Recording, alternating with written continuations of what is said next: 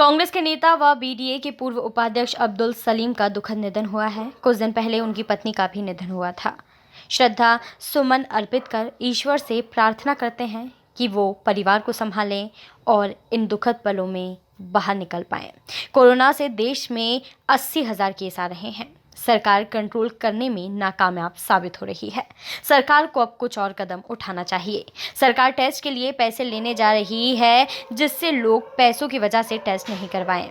इसलिए सरकार को फ्री टेस्ट करना चाहिए। प्राकृतिक आपदा से भोपाल में जान गई है। हम भी वहां निरीक्षण करने गए थे। समय रहते अगर वहां इंतजाम होते तो जान बचाई जा सकती थी। आपदा प्रबंधन नहीं हो पाई है। सरकार बाढ़ से मृत्यु के आंकड़े छुपा रही है। गणेश विसर्जन को लेकर भी पूर्व मंत्री ने सरकार पर हमला बोला है। प्रदेश और केंद्र वाले कर्मचारियों के पीछे पड़े हुए हैं, उनको हटाने पर तुले हैं। ऐसे में रोजगार कहां से मिलेगा? पीएम की मन की बात को लेकर उन्होंने कहा कि मन की बात में मोदी बोल रहे हैं कि खिलौने बनाओ, जबकि इंसान खुद खिलौना बना हुआ है। जनता के मन की बात है कि रोजगार मिले। तरह से नाकामयाब हो गई है। इसमें कोई और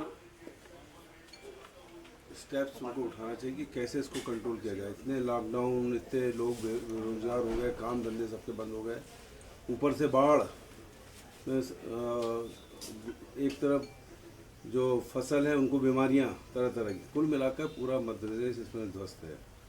और उसमें ये कहा जा रहा है कि 2,500 रुपये कोरोना टेस्ट के देना पड़ेंगे लोगों को जो कराएंगे, और ये इस चक्कर में लोग टेस्ट नहीं कराएंगे और ये कोरोना फैलता जाएगा। हमारी मांग है कि कोरोना टेस्ट निःशुल्क होना चाहिए और इसका इलाज भी निःशुल्क होना चाहिए, क्योंकि 20 मार्च को जब इस सरकार ने उसके बाद जो कार्यभार संभाला था तो कोरोना मध्य प्रदेश में नहीं था।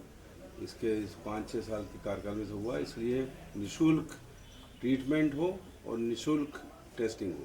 सर बाहर पहले तो कांग्रेस के नेता और महामंत्री थे प्रदेश कांग्रेस कमेटी में, बीडीए के उपाध्यक्ष भी रहे 4 साल तक। कोरोना से उनकी चिरायु अस्पताल में असामयिक आज उनकी डेथ हो गई, हमारे बीच से चले गए। दुखद यह है कि इसके कुछ दिन पहले उनकी पत्नी का भी स्वर्गवास हो गया। ये बहुत ही दुखद घटना है। छोटे बच्चे उनके,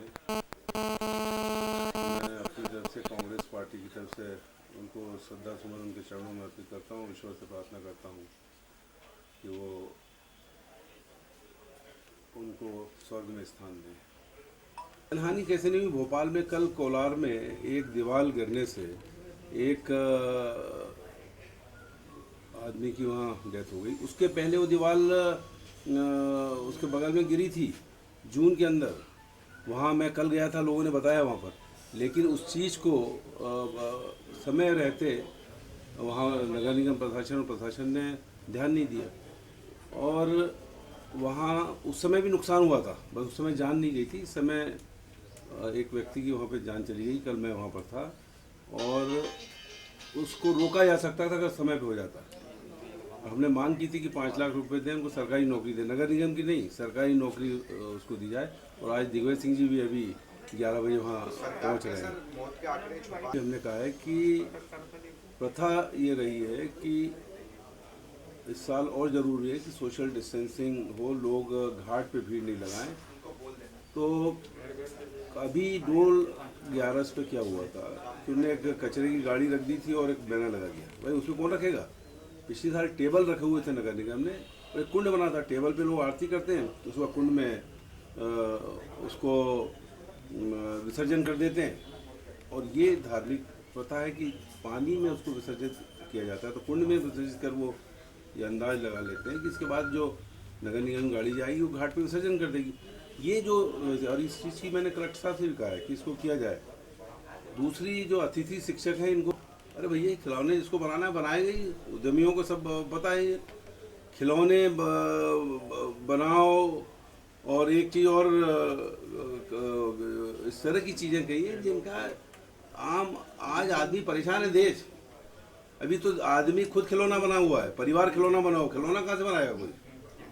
ये मैं समझता हूँ कि एक के बाद एक इनकी मन की बात जो है और जनता की मन की बात अलग। जनता की मन की बात है, युवाओं की मन की बात है कि रोजगार मिले। खिलौना बनाना है या और आपको कोई रॉकेट बनाना है, रोजगार दो लोगों को। लोगों की मेन समस्या है रोजगार। करोड़ों की तादाद में लोग हिंदुस्तान के अंदर बेरोजगार हो गए, मध्य प्रदेश में बेरोजगार हो गए, और मध्य प्रदेश सरकार कहती है कि सबको सरकारी नौकरी दी जाएगी। एक सरकारी नौकरी जब से आए 6 महीने में एक नहीं मिली। सर वो लोग बह गए, डूब गए, और मैं समझता हूँ ये भयावह स्थिति है। उसको भी कंट्रोल नहीं कर पाई। ये आपदा जो है, इसको भी आपदा प्रबंधन जो होना था वो नहीं हो पाया और वो कंट्रोल नहीं हो पाया। सर कांग्रेस ने भी मालूम किया होगा कितने लोग। कैनन न्यूज़ के लिए भोपाल से सचिन केदारी की रिपोर्ट।